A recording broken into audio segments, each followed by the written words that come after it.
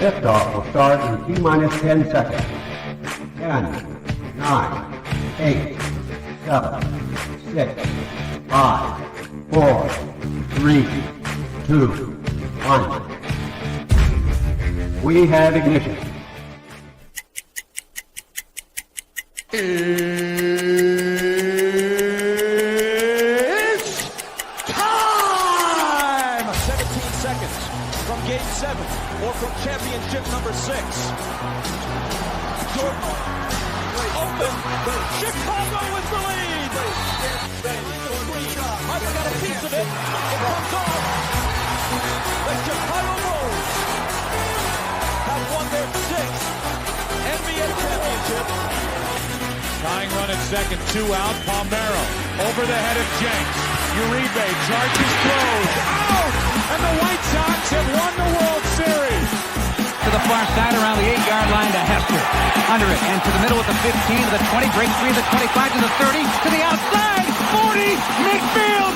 40 30 to the coast. 20 15 Hester 5. Oh! Touchdown!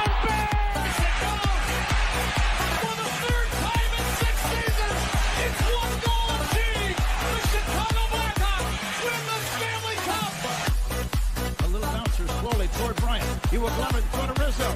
It's in time. And the Chicago Cubs win the World Series.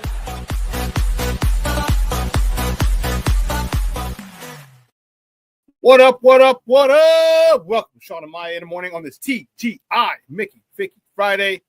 It's the weekend, baby. And I'm your boy, the SuperBack, Shawn Sierra. Thanks for tuning in. Listen, if you're watching us on Facebook Live, well, then I guess you found us on Facebook. And if you're not following us on Facebook, what? Come on, go to Facebook, type in Sports Zone Chicago, click the like button, and now you're following Sports Zone Chicago. Simple. But wait, there's more. Go to the show's page, go to Shawn and Maya in the morning, like that page as well. So not only will you be following Sports Zone Chicago, but you'll be following Shawn and Maya in the morning as well. And while you're at it, follow me on my page, Shawn Sierra. Check it out, the Shawn Sierra, but we'll get to all that in a second. If you're watching us on our YouTube channel, excellent. And if you're not subscribed to our YouTube channel, for real, come on, go to YouTube, type in Sports Zone Chicago, click the like button, click the subscribe button, and also click the notification button. That's the little bell right next to it, and that'll let you know anytime a show from Sports Zone Chicago is going live. Get it? Got it? Good. Now, if you're watching us on our mobile app, please don't tell me you didn't know we had a mobile app. Come on, peoples. Where are all my peoples? Please don't tell me you didn't know we had a mobile app. So wherever you get your app from, all right? It doesn't matter whether it's iTunes or Google Play or Amazon or Walmart or Kmart or 7-Eleven, Zayre, Zemsky, Macy, Montgomery Ward, Woolworth, Weebles, Goldblatt's. It doesn't matter.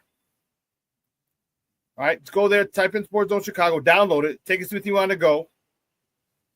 Okay, so not only do you get Shawn and Maya in the morning 3 days a week, not only do you get our other live shows throughout the week, not only are they archived there like they are on Facebook and YouTube, but I'll tell you what, we give you a slew, and I mean a slew of articles, thanks to my man Clarence Council III. Big up to Clarence for keeping you abreast of all articles Chicago sports related. Now, watch this on our Roku channel. I like that kind of party, baby. And if you don't know, you better ask somebody. Sports Zone Chicago. We have our own Roku channel. So if you have a Roku television in the house, do us this favor: download Sports Zone Chicago's channel to your television. Put it there next to the big boys: Netflix, Hulu, Prime, HBO Max, Apple Plus, Disney Plus, Paramount Plus, Stars. Do it. Put us up there with those guys. You can watch us on the big screen. How run the big screen, right, Mickey? Vicky. Now, you can also tweet the show. You can tweet us at Sports Zone Shy. That's CHI at Sports Zone Shy. Now, if you want to follow me, just me personally online, want to know what I did? Let me tell you what I did. I made it nice and easy for you folks. Nice and easy. One handle for Facebook, Twitter, Instagram, Snapchat, and TikTok. All one handle at the Shawn Sierra. Man, we have a great show, but I need you to get interactive. So whatever platform you're watching us on, whether it's Facebook, YouTube, or mobile app, you have a question or comment on that platform. All right, it'll come up here on the screen. We'll incorporate it into the show. And that, my peoples, is what makes this the best morning Chicago sports talk show around. And that's you. So keep them coming, baby. Questions, comments, smart-ass remarks, because ain't nobody scared over here. Like The Rock said, baby, don't sing it. Just bring it. Man, let's see who we got, what we got here. Let me see. Let's check the chat. The chat is jumping like crazy. Cornelius Squalls, what up, what up, what up, sports owners? Chat, you got to check out Darius Alexander, the DT from Toledo. Wow, okay. Okay, Darius Alexander, I'll check it out. Black Diamond checking in. He's like, top of the morning, gang. What's up, Black Diamond? Oh, man, my man. Plankster's in the house. Say, good morning, Shawn. Sports owners, happy Friday. Bear down. Bear the freak down, baby. Yes, indeedy do. Yes, indeedy do. Oh, snap. Be smooth. Brian Hendren is back in the house. He said, good morning, SuperBack sports owners. What's up, Brian? Man, thank you for tuning in, Papa. I appreciate it. My girl, my niece, Monica. She goes, what up? What up? What up, Theo? Thank you for tuning in, Miha. I appreciate it. Thank you so much. Tell Jeremiah. Well, good morning, Jeremiah. How you doing, little man? That's awesome. Oh man, Black Diamond says bear down, and Shawn, I'll have another mock for you soon, probably Monday. Okay, cool. You know where to send it. You know where to send it, baby. Yes. Aunt Ma's checking in. Bear down, Shawn. You got it, baby. Bear down. I am fired up. Fired the freak up. Let me tell you something. You know, we have a lot to talk about today. All right, we have a lot to talk today, and I can't wait to get it started. You know, we have a lot going on this weekend. I think there's a football game going on this weekend. I'm not sure. Is there a football game going on? I think so. Let me double check.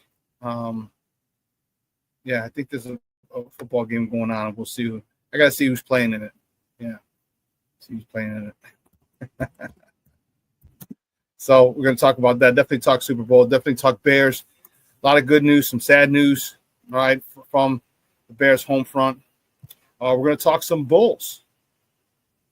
Okay, we're going to talk some Bulls. Man, we should have. You know what I should do? I should have done. And now I'm thinking about it. I should have the Bulls, the good, the bad, and the ugly. You know, because there's so many different storylines with the Bulls. And it gets frustrating when they act like a small market team, or they get a little too, I don't know, silly sometimes, man. All right, they get a little too silly sometimes, and that's really bothersome. All right. We talked about earlier this week, we talked about the trade. All right. We talked about the trade for Zach LaVine. It was time. It was beyond time. All right. And it took him forever. But don't forget, Zach got hurt, so people had to make sure he was healthy. And then they wanted to see him play once he was healthy. And let me tell you something. He put on a show. He put on a show for a lot of people. And they finally made that deal. So we're expecting more trades to happen. A lot more trades. Well, definitely one. Definitely one. We're expecting to happen, and it didn't happen. And I was pissed. You know, I was really pissed.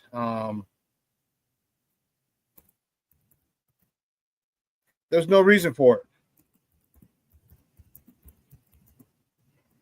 There's no reason to not have traded this guy. And it's frustrating. It's really, really frustrating. And I don't get what the Bulls were thinking. I really don't. It smells. It's just like it's incompetence. Incompetence, and that's the crazy part. Is that this team continues to be incompetent. It continues to. Continues. I just don't get it. I don't get it. You know? Man, we got Brent Coleman. Brent, what's up, Papa? How are you? Thank you for tuning in. I appreciate it. One of the first time checking in. I don't recall your name. Thank you for checking us out. We appreciate it. Hope we entertain you. And Brian said, thanks, Shawn. Now I have the theme song from The Good, the Bad, and the Ugly going through my head the rest of the day. You're welcome, buddy. You're welcome, buddy. Who else? Oh, snap. My man, Armando Emeterio, Lara. Junior, he's in the house. Junior's in the house. That's what I'm talking about. Shode, he's checking in. That's what I'm talking about, baby. The usual suspects. I love it. Thank you so much for tuning in, baby. Listen, I don't know a lot, but I do know this. More of the usual suspects will check in as the show goes on. That, my peoples, I can promise you. That I can promise you. So, yeah. So at 10 o'clock, we have Evan Winter from A to Z Sports. We're going to talk a whole bunch of Bears. As I said, we got a lot to talk about with the Bears. I know they're not in the Super Bowl. They weren't even in the playoffs. Yeah, 10-game losing streak. But things have turned around. Things are looking good. They're looking really good for our Bears. We're going to talk some Bears, talk some Super Bowl with Evan.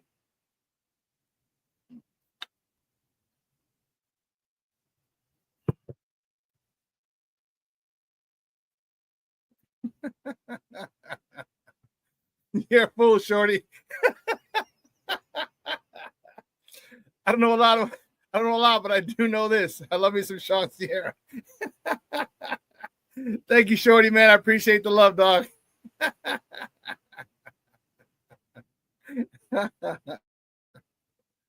Man, you made me smile. You made me laugh, dude. What a way to start my TGI Mickey Friday, baby. Thank you. Thank you very much. Well, ladies and gentlemen, let's get to it. You know how we do the first segment of every show. It's called Top of the Morning. It won't come just when you want it.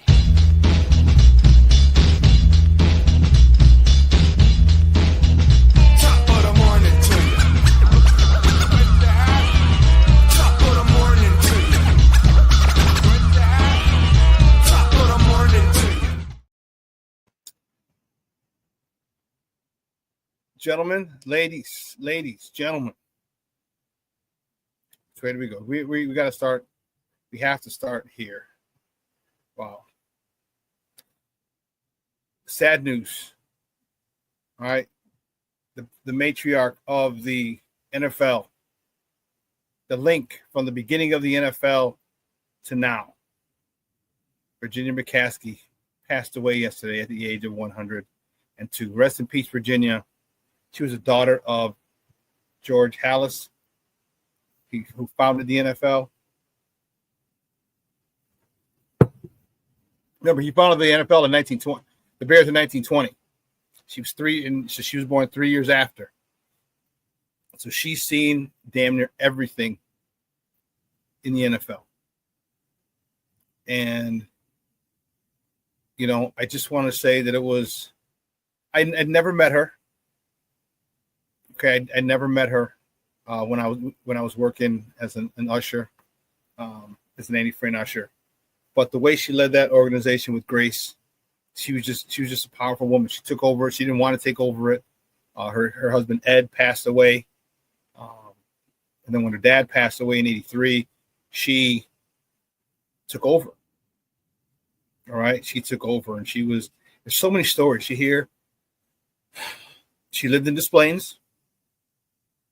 Okay, she didn't live in a mansion, just a regular old house in Des Plaines, nice little house on a quiet tree-lined block in Des Plaines. Never flaunted her money. She was a very humble lady because she knew they came from humble beginnings. Her dad was a pioneer, an entrepreneur who bought the Decatur Staleys for $100. Okay, so she went from that, flying around at the barnstorming tour with her dad, to owning a $6 billion franchise. All right, she was involved in a lot of the decisions. Up until a few years ago, she was revered throughout the NFL. She was revered in her neighborhood in Des Plaines. Frequently attended. She's a good old-fashioned Irish girl, right? Irish Catholic. Still kept going to church. Donated tons of money. An unbelievable philanthropist. Gave millions and millions of dollars for kids to go to college.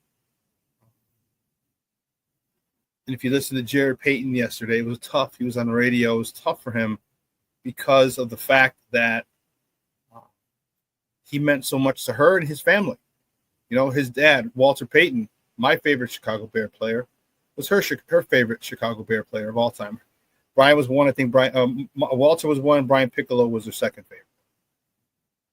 Okay, and Peyton and Jared told us a story yesterday, which was awesome.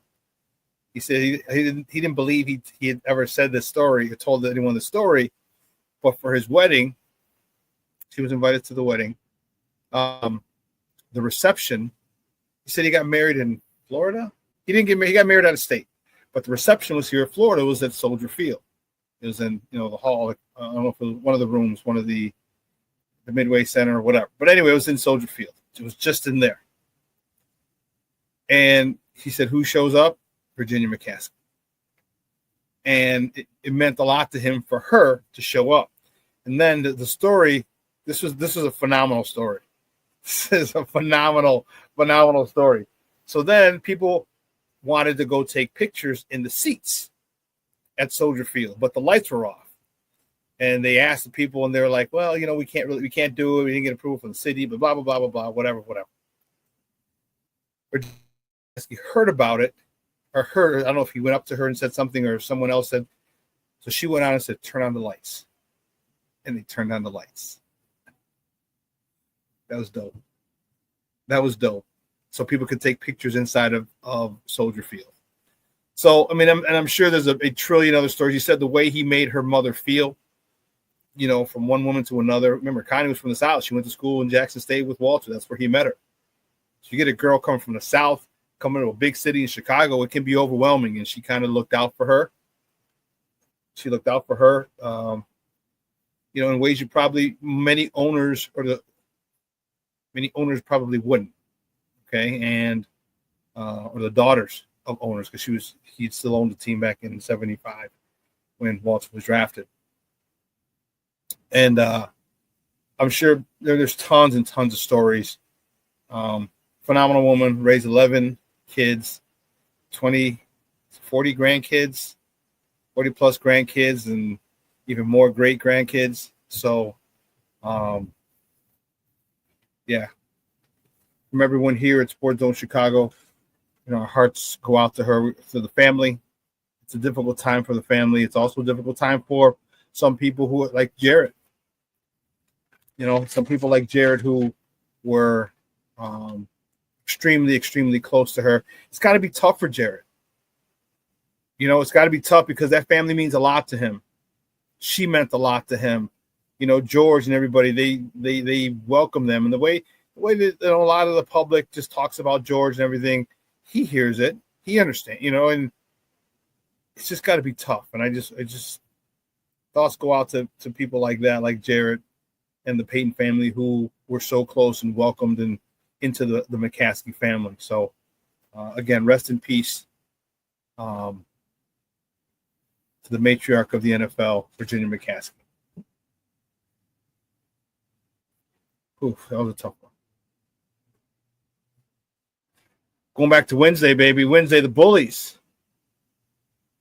Unfortunately, the Bulls had a rough one Wednesday in the Purple City, Minneapolis.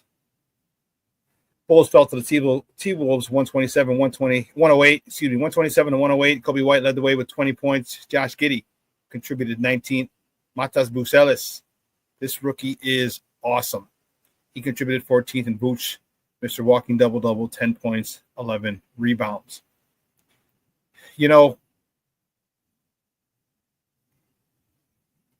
Given more opportunities because of the departure of Zach LaVine, Matas Bucelis has shown he's ready.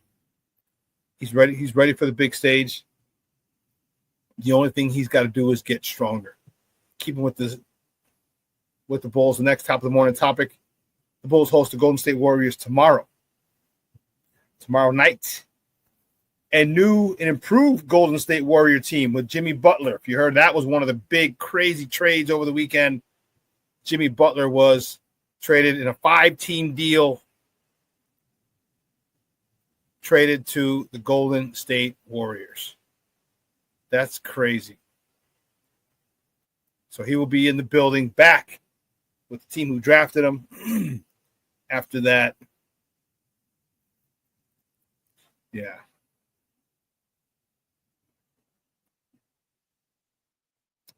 Moving on, the next top of the morning topic.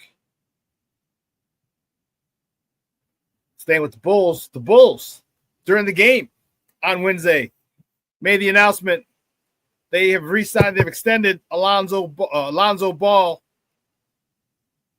2 years for $20 million. 2-year, $20 million extension for Alonzo Ball.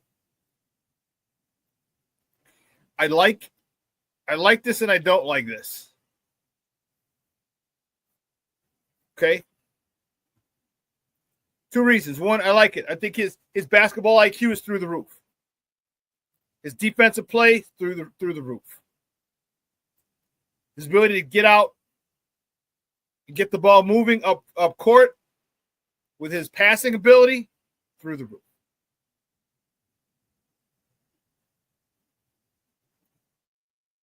The Bulls don't need to be winning right now.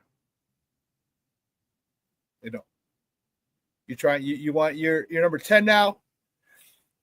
If I'm not mistaken, you have your first round draft pick. You have control of it, so it doesn't matter. But still, you want to get up as high as you can in this draft, because there are a couple of playmakers, game changers, franchise altering talent in this draft. And they have to do their best to keep staying in the lottery to get it. I love Lonzo. His story is amazing for his ability to come back from what he came back from. That in itself is crazy and amazing.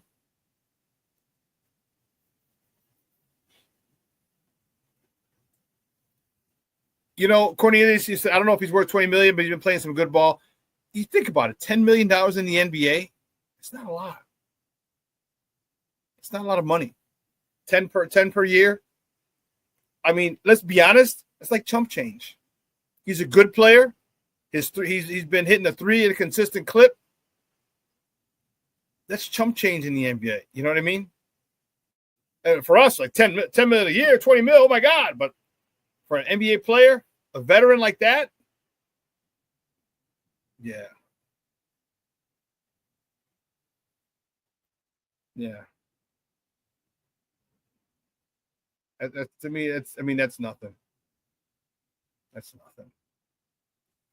Staying with the Bulls, the next top of the morning topic, the NBA trade deadline passed, and the Bulls stood pat again. When will they learn?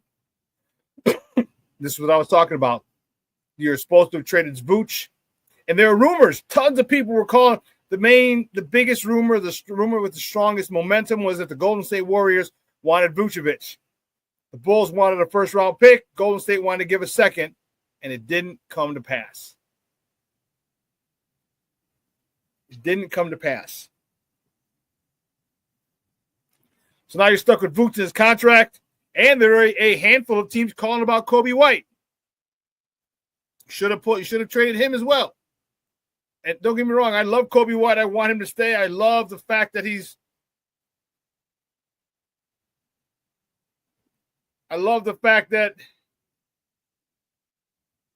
developed. That's what I really like. The fact that he's one of those guys that they develop. We talk. How many times have we talked? The Bulls don't develop. They don't develop anything. Any players. Guess what? You can't say that. We can sit there and point at Patrick Williams. You can sit there and point at Patrick Williams, but if you're going to point at Patrick Williams, you better point at Kobe. You better point at Ayo. You better point at Julian Phillips. You better point at Dalen Terry. These are all guys that have developed. We can see the development. We can see how much better they've gotten. Dalen Terry, come on now. Come on, there's no way. I don't care what you think, whatever agenda you have. There's no way you can watch Dalen Terry play today and say he hasn't improved from the last 2 years. No way you can say that. None. Now he needs to get in the weight room more, yeah. But he's improved and we can see it. There's a thing called the eye test.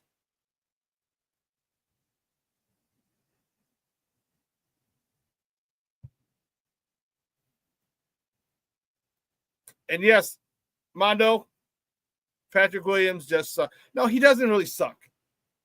He's limited. He's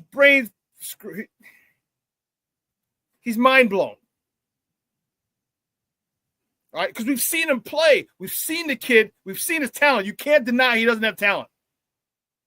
Not that he sucks. It's he can't get over the mental hurdle in his head.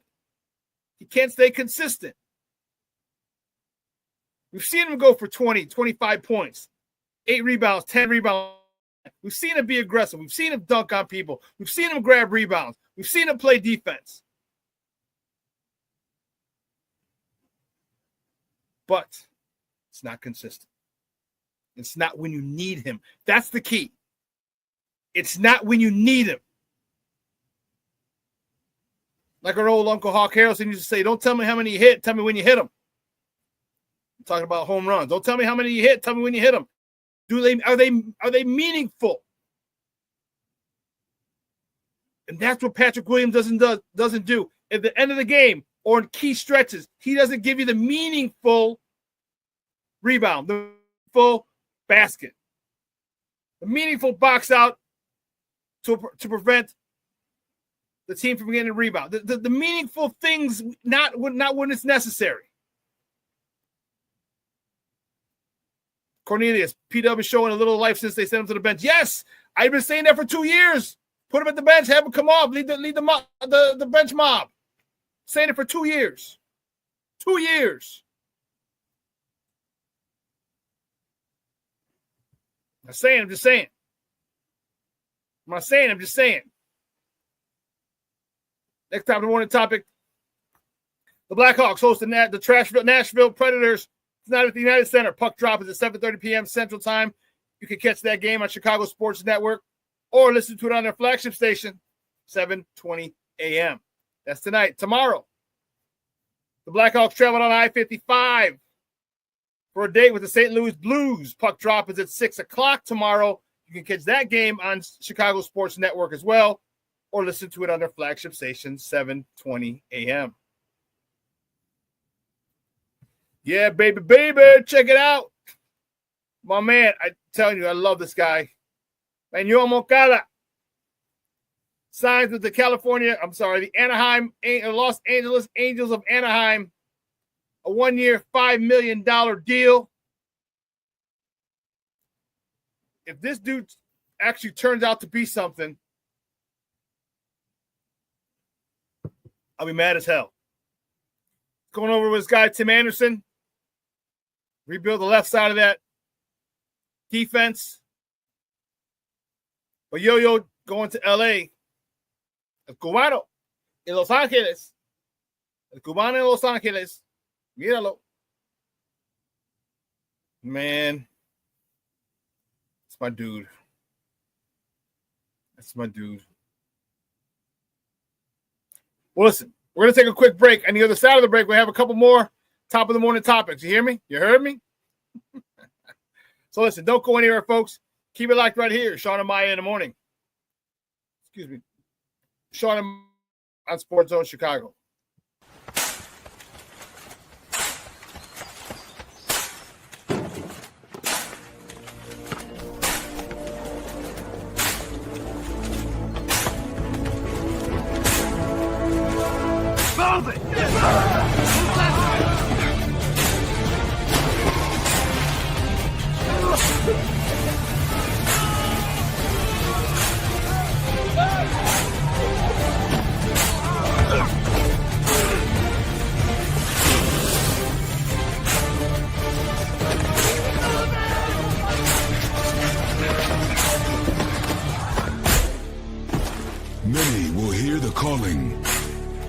few will earn the title. United States Marine. The few, the proud Marines. Hey, it's your boy, the SuperBack, Shawn Sierra, and be sure to follow Sports Zone Chicago on all social media platforms, on Facebook, Instagram, and our Roku channel. You can find us at Sports Zone Chicago, and on Twitter, we are at Sports Zone Shy. Also, be sure to download our mobile app so you can take Sports Zone Chicago with you on the go.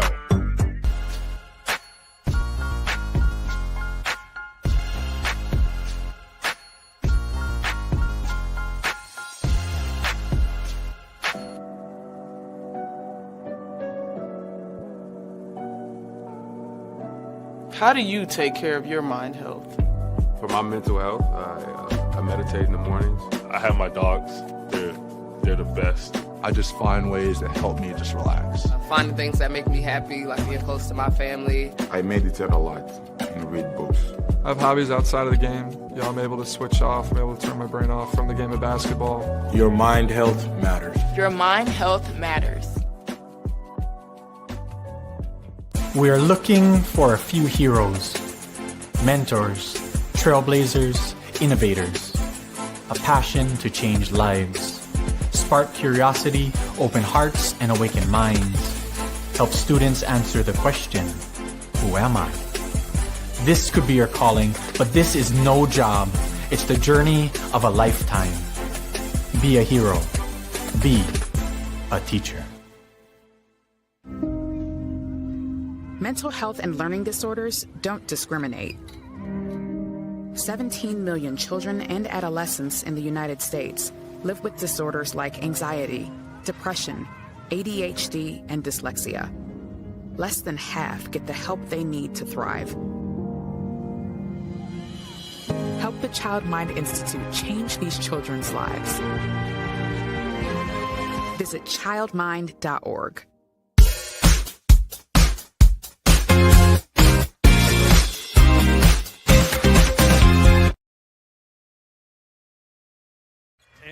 To start games, like I said, Minnesota starts have been not very good for much of the season so far, but putting Nazem there is smart. Nikola Vucevic, a little step back. Ideally, Kobe's a scoring guard. He's almost 6'5". He can get to the basket, and he's also got that three-point range. So I think right now with Giddey and Lonzo Ball playing the point, nice drive there. Year's end, and the Bulls gave up a very popular player in Alex Caruso to acquire him. And we'll see what the price is going to be to keep him in a Bulls uniform, but he trade Draymond Green and Jimmy Butler in the same starting lineup. That's going to be spicy. It'll be fun to watch. Giddey in the paint, nice floater. Capable of, but he seems pretty comfortable with what can bring him success and help the team. Kobe pushes off Conley, sets up Modest Puzelis. Look out below. Welcome back to Shawn and Maya in the morning on Sports Zone Chicago. Those clips courtesy of Chicago Sportsnet, CHSN. That was Wednesday. Bullies. Minneapolis. Man. Yes. See, check it out. Check it out. What else we got? Rick Gonzalez. What's up, Papa? Thank you so much for tuning in. It's the first time I've seen your name in here. I appreciate it. Oh, snap. Okay. You said you found out about it because Shorty mentioned it last night. Shorty, thank you. Mr. Shorty, I really, really appreciate it, man. Thank you so much. I appreciate it. Man. Hope you're not entertained. I hope you will be entertained. I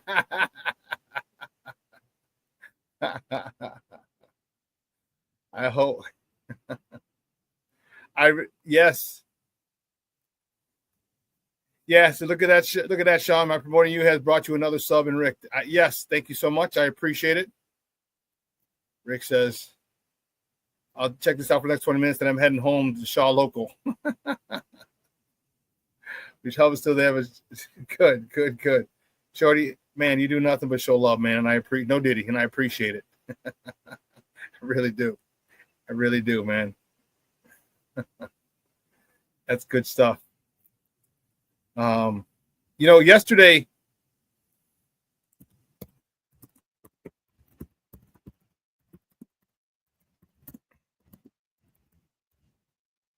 This was dope. This was dope yesterday. Yesterday was awards night in the NFL out in Nolens. And let me tell you, it was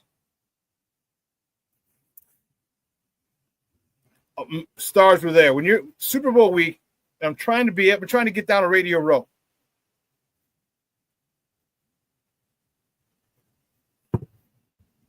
Next year, I'm going to try and get down to Radio Row. New Orleans would have been dope, but I'm trying to get down to Radio Row, do some shows there, and have a lot more pop-ups, have a lot more interviews because there's people walking around all over the place.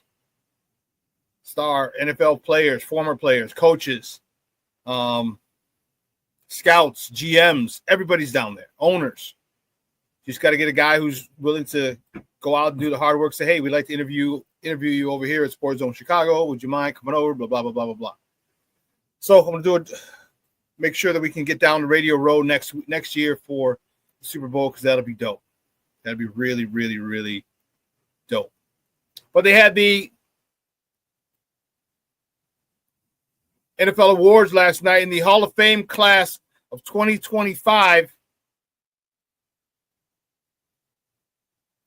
was introduced. In no particular order. Eric Allen, defensive back for a couple of teams, but he was most known for his time with the Philadelphia Eagles. One of the best cornerbacks in the league at that particular time. Jared Allen. All right. He was at the Minnesota Vikings. Remember, they went up and they flew out to get Brett Favre. Remember that? He was with the Kansas City Chiefs as well. About 116 sacks.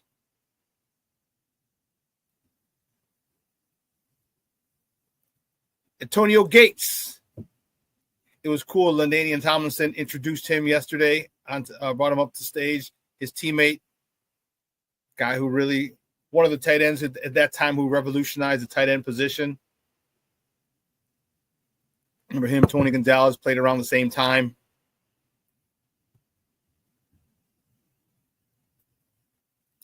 Yeah, Jared Allen was former Bear too. That's right.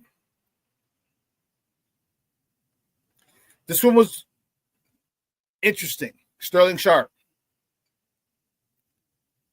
Now, you know, it goes without saying, but I'll say it anyway. I hate the Green Bay Packers. Inbred hillbilly mother hubbards. Okay? But God bless it. Sterling Sharp was a freak way before his time. He was an amazing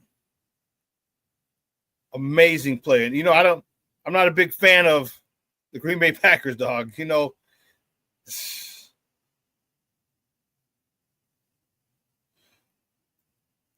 but this guy over here,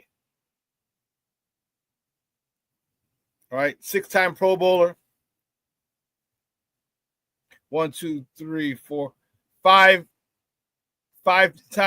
seasons he had 1,000 yards. Another season he had 960 yards. His rookie season was 791 yards. Okay? But injuries, this dude was the real freaking deal. About 6 feet, 6'1", 210.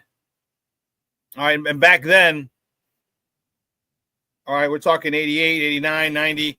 That was big for a wide receiver. 210, that was big. And injuries cut his career short. The neck injury, if you recall. And then his brother went into the Hall of Fame a few years ago. And we all know his brother, Shannon Sharp, the Club Shay Shay. And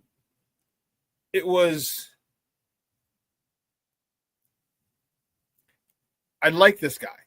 despite the fact that he played for Green Bay. I liked Shannon Sharpe.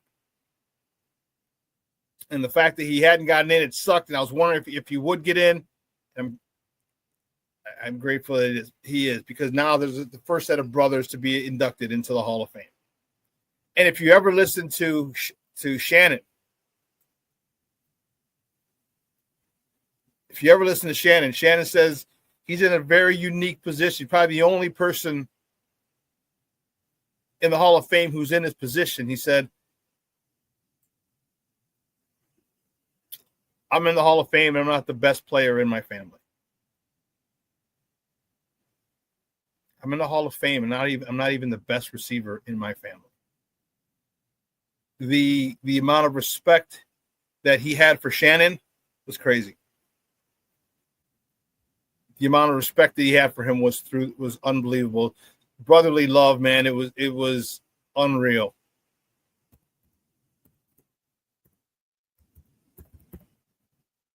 You know, it was. I don't have siblings, but I know a lot of guys do. A lot of you guys do, and there's a thing with sibling rivalries. You know, there's a thing, but there's also admiration. Okay, there's also admiration, because when you're a younger brother, you look up to your older brother because he's your older brother, and when your older brother is a stud like Sterling was, man, you admire him. You're like, damn. And you might have fights. You might not tell him that you look up to him. You may. It's possible. You also may not. But as an older brother, you always understand. You always understand. And their father was around, and he told them, he's like, your younger brother's watching. Everything you do, your younger brother's watching. And you know, Shannon always felt like Sterling got the short end of the stick because of the fact that he got hurt. Because Shannon felt that if he didn't get hurt, he would have gone on to break some more records and be a lot more impactful. And believe me, Shannon Sharpe was impactful. I'll tell you that right now. But it was a situation where you saw the respect and the love that Shannon has for his brother, and that he never denied it. Like I said, he multiple times he had said, I'm in the Hall of Fame and I'm not even the best receiver in my family. And that spoke volumes. And, you know, kind of it struck me a little bit when I saw this. There was a little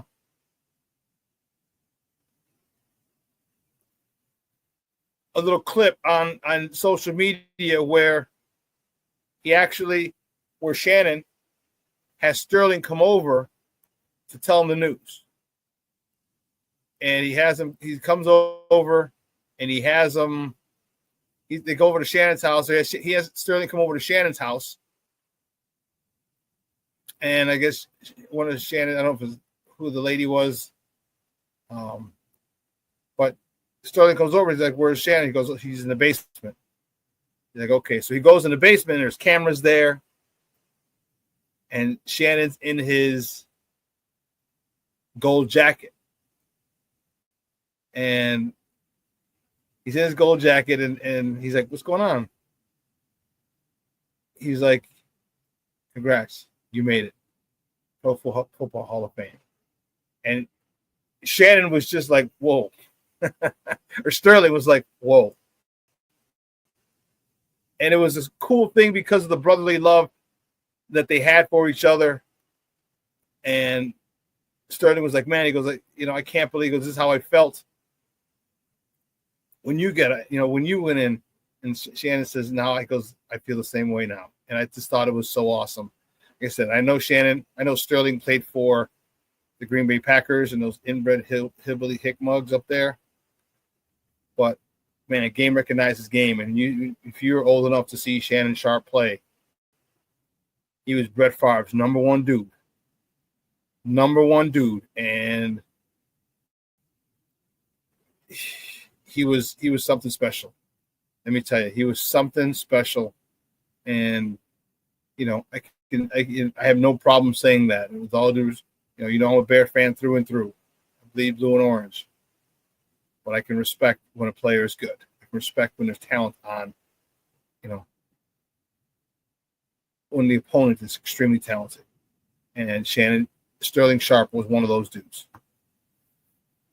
He was one of those dudes.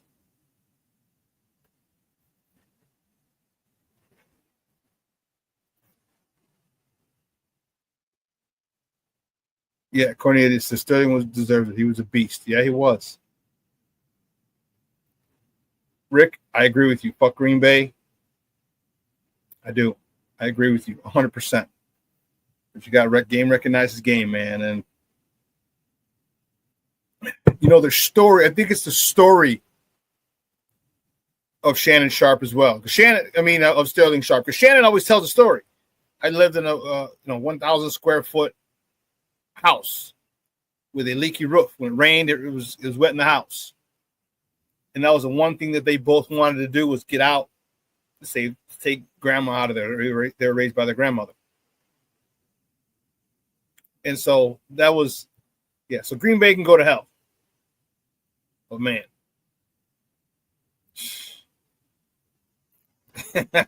Rick says all the way back in 84, I was 4 years old.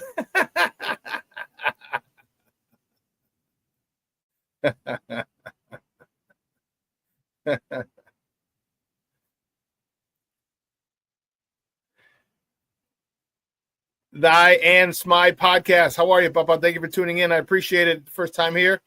I appreciate you checking it out. Thank you so much. Oh, must be Carl's name, huh? I and some if I had bear down, Carl. Playing says, okay. Cool. Yeah, so that Hall of Fame class was a little underwhelming, I could see. Oh, Dan is you. Oh. No, Rick. We're on Monday, Wednesday, Friday, 9 a.m. to 11.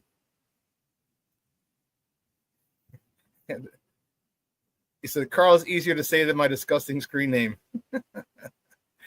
Rick was asking, is this show on every day? No, we're on Monday, Wednesday, Friday, 9 a.m. to 11 Central time. And some of the other things, I was how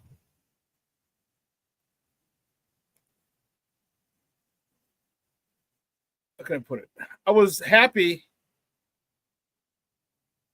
We didn't get those. Here we go. So, no surprise here. The Offensive Rookie of the Year was Jaden Daniels. Offensive Rookie of the Year.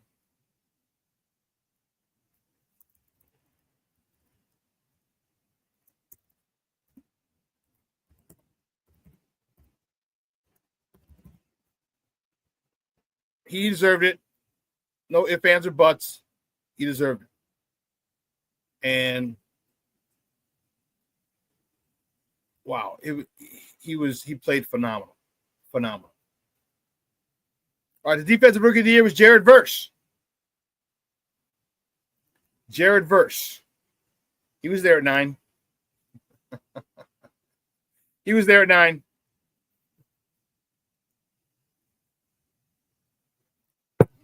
He would have helped Montez Sweat on the other side.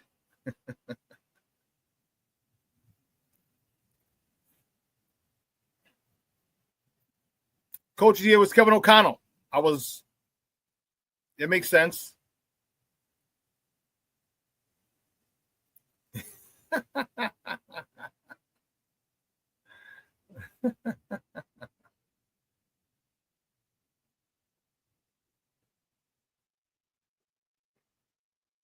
Yeah. Carl, you said thoughts on Luke Kuechly being snubbed. I don't think Luke is good enough to get for. I don't either. But there were a couple of people who were snubbed. Eli was snubbed. All right. King Book of World checking in. What's up, Papa? How are you? He says, salute, everybody. Rick says, Caleb's going to bounce back. I'm still riding with Caleb.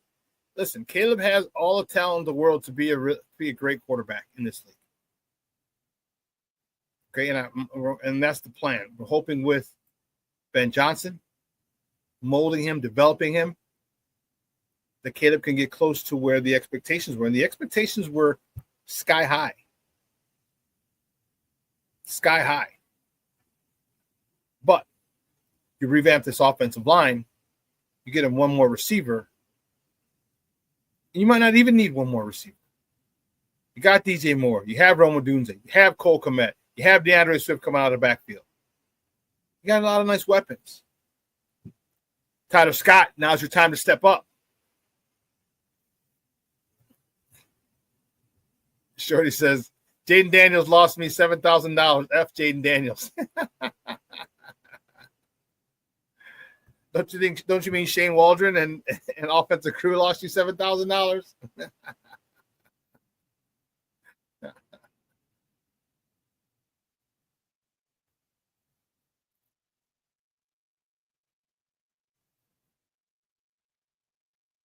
Carly said, Caleb Williams accounted for the most yards by a Bears quarterback in a single season ever as a rookie, playing behind a practice squad O-line. Caleb could be a Hall of Famer. That's a stretch. We got to see how it plays out, but he has the talent. He has the talent. I agree, Rick. If they do win, if the Bears win 10 games, I would say, yeah. I was going to say 11 or 12, but no, you get to 10 games, double digits, Ben Johnson definitely. And he was just named, and the funny thing is, in the NFL awards, Ben Johnson was named the assistant coach of the year. Wouldn't that be funny if one year he wins assistant coach of the year and the following season he wins coach of the year? That'd be dope. That'd be dope.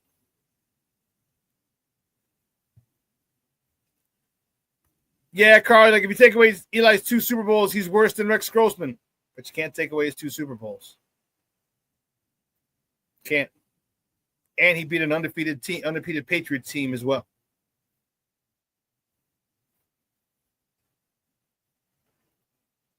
Undefeated Patriots team.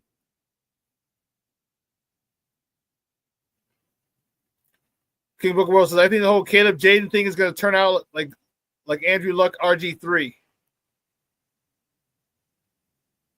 Do we have Andrew Luck? Or do we have RG3?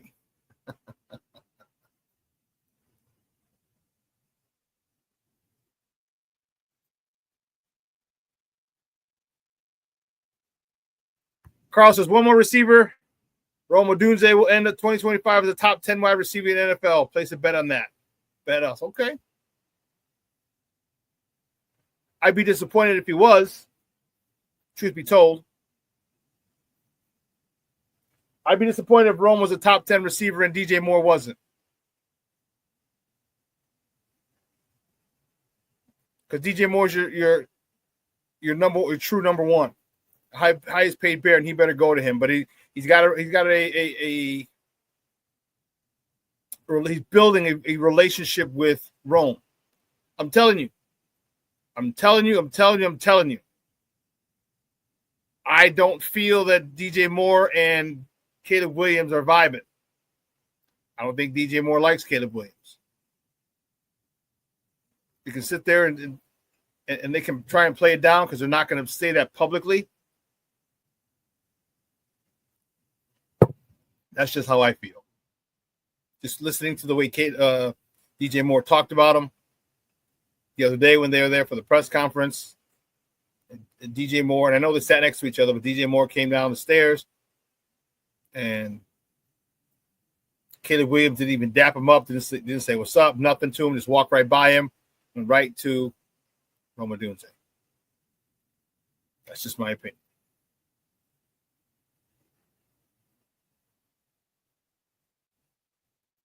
Carl, you and I disagree with you completely. There's nothing that Rome can do that DJ can't. And DJ's done in this league with horrible quarterbacks. And that's noticed. I mean, we haven't seen the only thing he doesn't have that Rome has is height. He is about a little over 6 feet. He's a little taller than me. a little taller than me. DJ Rome 6'3". You don't see that either, huh? King Booker World. It's just funny you say that, Shawn. I don't think they like each other either. Yeah.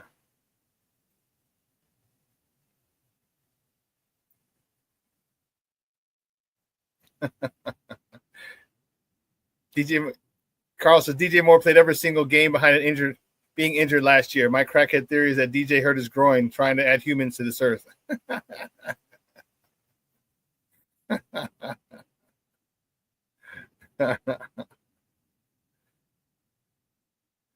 That's funny.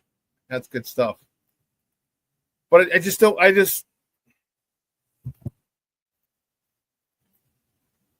think it's gonna. I think you have two number one receivers, but I think 1A is DJ and 1B should be Rome.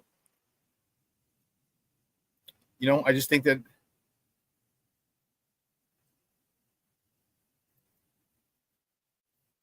Shorty says, "Don't be afraid if the Bears do that." Do what?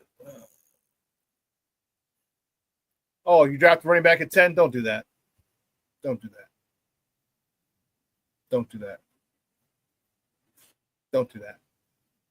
This running back draft is deep. And there's no running back in this draft that is head and shoulders above the rest. I'm not big on Aston Genty.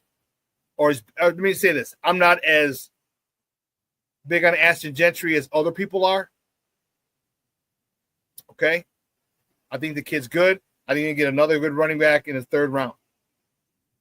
This is a great, not a good, a great draft for running backs. You don't have to reach at all. You don't have to reach at all.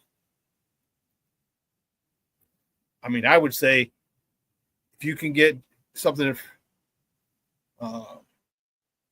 if you can get somebody, if you can get Trey Smith, which would be great, and that Dahlman, is it? The center from Falcons. Now you got a right tackle, right guard, a center. You draft an offensive lineman and a left guard or a left guard, you're good. Or if you want to draft the left guard, I don't know, because a lot of people don't want to draft guards that high. But here's the issue. See, everyone goes by, well, this is what you should do. This is what you should do. It's not what everyone's done in the past. You do what the hell's good for what's necessary for your organization. The Bears don't need a left tackle. They can upgrade. Hell yeah, they can upgrade. But Braxton Jones has been serviceable. We need a left guard. And when you got a quarterback, I mean, and I've told you this, your middle three are your run game. You want to be stout in the run game, you better have two good guards in the center. In the pass game, if they get by you, quarterback can step up. If quarterback can't step up, the guard in the set, the two guards in the center suck, guess what? You're screwed. Caleb's not that tall. Caleb is 6 feet, not even 6'1", or is he 6'1" and a change? Or I think he's 6'1" and change. So he's a shorter quarterback, which means he might have to step up. And you can't have but any quarterback. You don't want anything in his face. So you secure that up front. If there's guys coming off the side, you can step up and replace the pressure wherever it comes from. So if you feel that drafting a guard with your first round pick is necessary, then do it. Don't worry about what other people say. Don't worry about it's never been done before. Other people don't, other fans, we're not the ones putting this team together. We're not.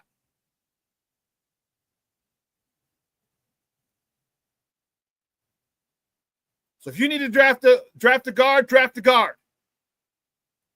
If you want to upgrade from Braxton Jones, then upgrade from Braxton Jones. But if you get, and there's so many different ways to go with that, and I know a lot of people don't like to draft guards that high. You do what's best for your organization, and that's what the Bears need to do. So here's what we're going to do. So we're going to do what's best for our organization. We're going to take a real quick break. All right. On the other side of the break, we're going to welcome my mans and them. He's the head honcho over there at A to Z. He's Evan Winter. Covers the Bears. Excuse me. We're going to talk to him on the other side of the break. So keep it locked right here, folks. Shawn and Maya in the morning on Sports Zone Chicago. Hey, it's your boy, the SuperBack, Shawn Sierra, and be sure to follow Sports Zone Chicago on all social media platforms, on Facebook, Instagram, and our Roku channel. You can find us at Sports Zone Chicago, and on Twitter, we are at Sports Zone Shy. Also, be sure to download our mobile app so you can take Sports Zone Chicago with you on the go. Time out. How are you feeling right now? Happy? Excited? Angry? Overwhelmed? One of the best things you can do for your mind health is to name what you're feeling. It can sharpen your awareness and help you talk about your feelings with someone you trust. Here are 3 questions to ask yourself. Where are your thoughts right now? In the past, the present, the future? Do you notice any sensations in your body? Is your heart beating fast? Is there a flutter in your stomach? Or are you fully relaxed? What do you need right now? Time with others? Time to yourself? Remember, there's power in this awareness. So find ways to identify what you're feeling today.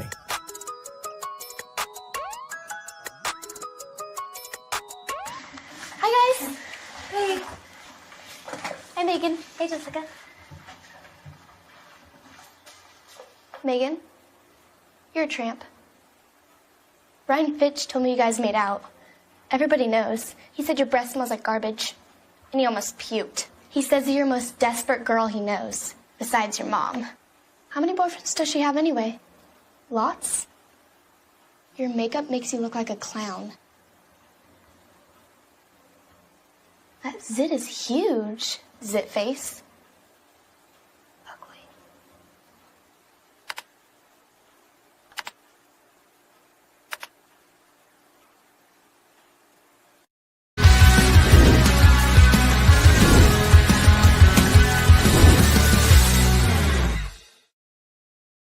This offense will be calibrated with him in mind. We're going to build this thing. This is not simply a dropping of a previous playbook down on the table and starting there. Nope. We're ripping this thing down to the studs, and we're going to build it up with him first and foremost, and then with the pieces around him next. I really look forward to challenging him and pushing him, as I said before, to continue to grow and develop. Yeah, I think offensive line is certainly an area that we need to get better play from going forward, something that Ryan and I have already talked about. We will develop a plan of attack for how to get that done, but I'm looking forward to getting an excellent offensive line coach into the building to help develop the young talent that we already have on the roster. Welcome back to Shawn and Maya in the morning on Sports Zone Chicago. That's the man. That's the man, 50 grand. Or should I say that's the man, 13 a year mil. That's him. That's Ben Johnson. And I told you that part of the press conference is what got me giddy like a little schoolgirl.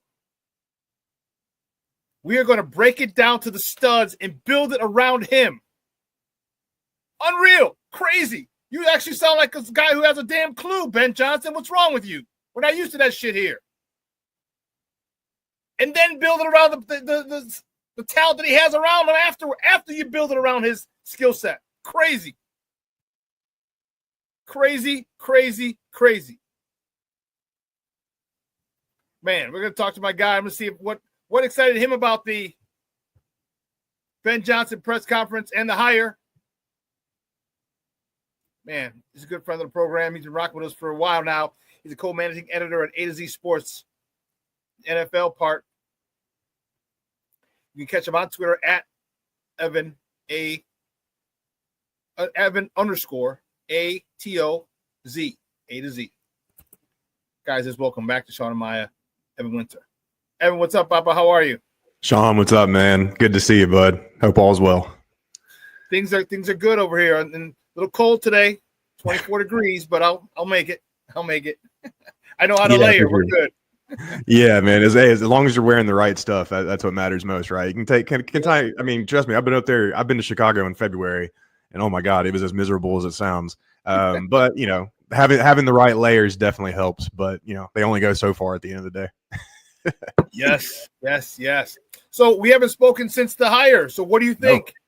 What do you think about the hire? Are you happy, or are you happy with it? If you are, how happy are you? Yeah, I mean, it's impossible not to love the hire. You know, Ben Johnson, the hottest coaching candidate or head coaching candidate, rather, I should say, in the NFL, one of the best offensive minds in the NFL. And it's not just his resume, it's his process and his philosophy. I mean, obviously we saw a little bit of it in the opening B-roll that you just played, but this guy does things the right way in terms of building a team and building an offense. And he realizes it all starts up front. I mean, what was it that we talked about last year going into the season was, sure, they got Caleb Williams, the Bears made all these moves, but the one thing that could hold all of them back, outside of Matt Eberflus, obviously, but the one thing in terms of player personnel that would hold them back if it doesn't work was the offensive line. And the fact that Ben Johnson immediately pinpointed that in his presser and knows that that's what needs to be done, and he knows how to fix it too. That's honestly what has me most excited because, we're both old school. We've been watching this game for a long time. I'm somebody who believes, I mean, I know a lot of people believe this, so it's nothing like world breaking, but it all starts up front. If you can't get it done on both sides of the ball up front, you're not winning many games. And so the fact that he is going to be this process oriented and he knows how to build an offensive line. I mean, look at the Lions offensive line, and granted that wasn't all him, but he played a big role in it. That's what's got me most excited, man. And if this offensive line, if they can find the right guys, obviously they've got to pretty much retool the entire interior. But if they can find the right guys in 2025, and not even all three of them or whoever they bring in, they don't all have to be perfect. But if they can just take a couple steps forward, then we should see this entire offense just take an entire leap forward in 2025. Yeah, I'm hoping so. Like the Trey Smith sweepstakes is going to begin as soon as the final tick goes off the clock on Sunday in New Orleans. Are the Bears willing to spend $20 million a year on a guard? I don't know. That's the going price. Does Canada get them out? All right. Here's one of the things that I thought. And now it might be a good strategy. You sign your quarterback to an insane amount of money. All right, everyone's like, "Oh, it's gonna fuck up your cap." Yeah. It doesn't really, because you can always restructure. And that's, I think, and I wonder if that's what they did. Okay, we can restructure, and maybe they spoke with them and said, "Hey, listen, we're gonna give you this, but we're also gonna ask you to restructure if we need this, if we need that, if we need this."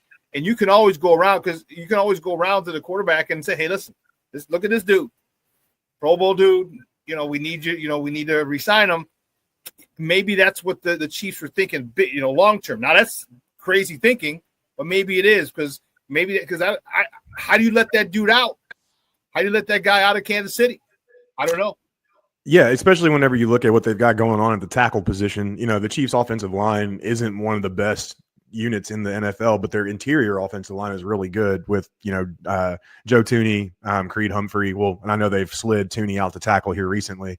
But with Thuney, Humphrey, and Smith, yeah, I mean, that's one of the best interior trios that, you can have in the NFL. And the wild thing about Trey Smith too, man, and sorry if I'm telling everybody stuff they already know, but I still find this fascinating about his career, is, he almost had to quit football when he played at Tennessee because of blood clots, and they actually came back at a certain point, and that's what knocked him down into the sixth round of the draft, and it's just that to me still blows my mind because he was completely cleared from the blood clots and everything like that, coming out of college and going into the draft. So he's always been a really, really good player, and he's going to get paid one too. It's just a matter if the Chiefs can afford him. But if not, hey, yeah, send him on over. And the best part about Trey Smith is his run game is power, or his strength in the run game is power. He moves guys. He's a gap scheme guy. And that's a lot of what Ben Johnson is going to, run on in terms of the running game. He's going to mix zone in there, obviously, and he's going to find a back who can hit the zone and all that stuff. But gap and power pools are really what's going to be the structure of Ben Johnson's run game, and that's right up Trey Smith's alley. So he'd be a perfect fit in Chicago, in my opinion. Well, I hope so, man. I hope, one of the things that I was really, and I had talked to you about this, is Ryan Poles' refusal to address the offensive line. But just in the last two drafts, we've had a good 5 to 7 centers, quality centers that are starting now. Mm-hmm. From Cedric Van Pran to Jackson Powers Johnson to Pritchard to a couple other ones. You even got Graham Barton with the Bucks. I mean, he started all year last year. He was a first rounder, but still, I mean, yeah. And you've got the one kid can't think of his name right off the top of my head, but he's catching a lot of momentum, and he's out of North Dakota State. But they're saying he would be a pretty good pick in the second round as a center. I mean, Bears got 2 picks, 39 and 41 in the second round. So they could easily find their kind of player right there, and then bring in Trey Smith free agency, and then obviously, whatever you got to do at right guard. And that's the interesting thing is, does tevinjenkins come back? I don't think he does. I just think he's too inconsistent in terms of his availability and his injuries. It reminds me a lot of T. Higgins in terms of just like the little nagging injuries that will cause him to leave a couple games early and then miss a couple games. Like he's never. I mean, obviously he missed, a good chunk of his rookie year, if not his entire rookie year. If I can't remember the exact detail, but like he's never suffered with the neck situation his rookie year. Right. So 4 or 5 games he said. Yeah. So like outside of that, he's never had like any devastating injuries, but it's just these nagging injuries along the way, that kind of hold you up. And I think you got to find somebody a little bit more consistent in that manner. One of my guys, Brian, says, don't forget Frazier for the Steelers. Yes, that was it. Yeah. Mm-hmm. That's awesome. So, and I hope, people, whether or not you bring Tevin back, if you do, it still doesn't solve the problem because he's injured. You have to make sure whoever you find behind him is ready and capable of playing. So, with the top 3 picks, how would you go? Well, first with free agency, what would you get if your way? What would you do with free agency? So I like the idea of Trey Smith a lot. So I would definitely bring in Trey Smith if he's available. And the good thing about it, when you look at the Bears roster, I mean, their entire defense is pretty much intact in terms of starters. Yep. Everybody's back. And in terms of all the big movement, it's going to be on the offensive side of the ball, which is perfect for Ben Johnson because he's an offensive guy. He gets to help recreate things. But man, I would bring Trey Smith in. And then, so let's just say in this hypothetical, that's the only free agency move they make. And we're talking specifically offensive line.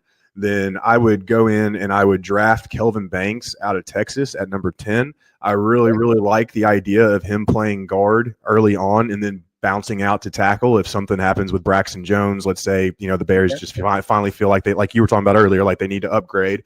Or let's say Braxton just has an all-pro year in 2025 and some team just steals him away from the Bears. Let's just say the Bears can't afford to re-sign him, whatever the situation might be.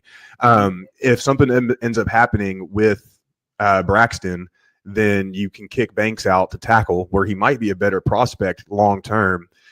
So boom, you've got guard taken care of in the short term, and then you draft the kid out of North Dakota State in the second round. So, and I know it's a little risky. 2 rookies on the interior offensive line.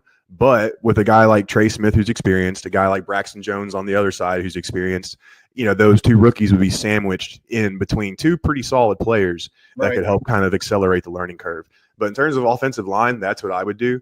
If we're talking just entire big picture, man, it's tough because there's so many options out there in free agency that can really help on the offensive side of the ball, even at receiver. I don't think they bring Keenan Allen back. I don't think they need to. I think Ben Johnson's offense is going to scheme guys open enough to where you don't have to have a guy like Keenan Allen as your third option, right? You can have maybe a Tyler Scott or somebody like that who can pick up that role because, again, he's going to be getting schemed open.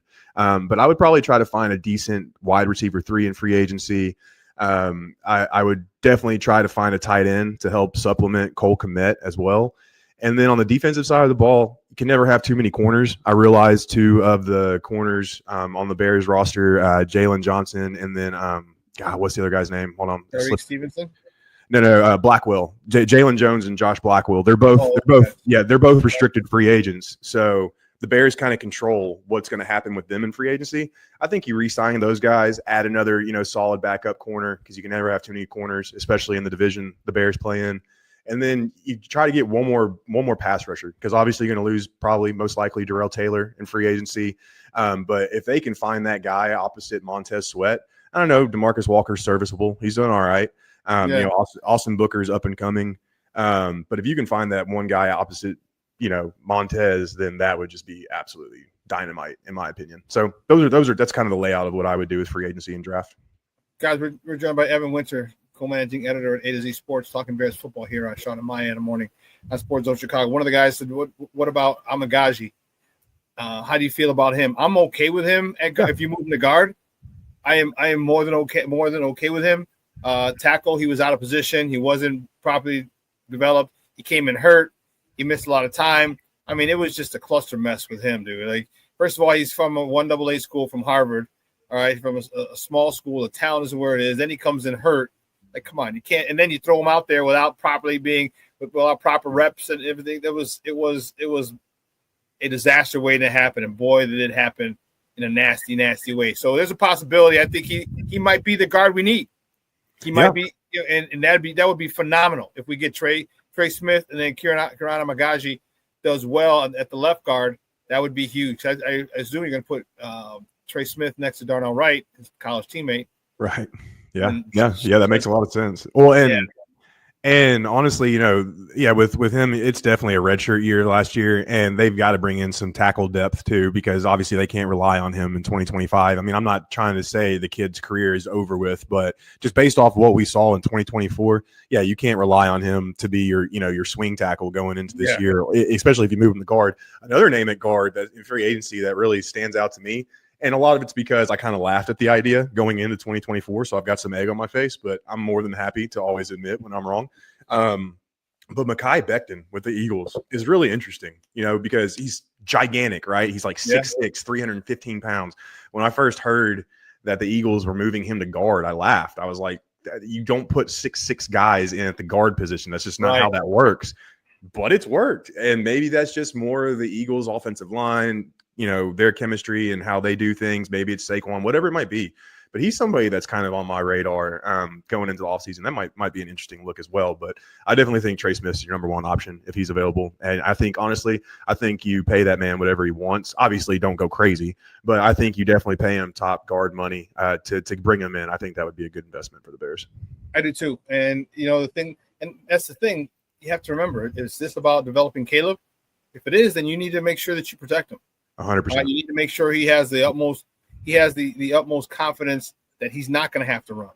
All right, that's the last two quarterbacks didn't have with Justin and with Mitch. They didn't have that confidence that they could sit back there and literally scan the field, you know, 1, 2, 3, 4 reads, okay, check down on a consistent basis. And that's what they need. If you're all in on Caleb and you think Caleb is a dude, okay, then protect him.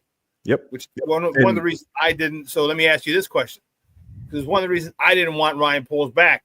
Do you think Ryan Poles should have been retained? That's such a good question, man. And you know me, I'm a huge Ryan Poles fan. Just like maybe not necessarily in how he's gone about things, but just how he carries himself, how he talks to the media and things like that. I like the way how he handles business on that side of things. I think he should have gone. I do think I'm okay with him coming back, but I do think they should have gotten rid of him as well.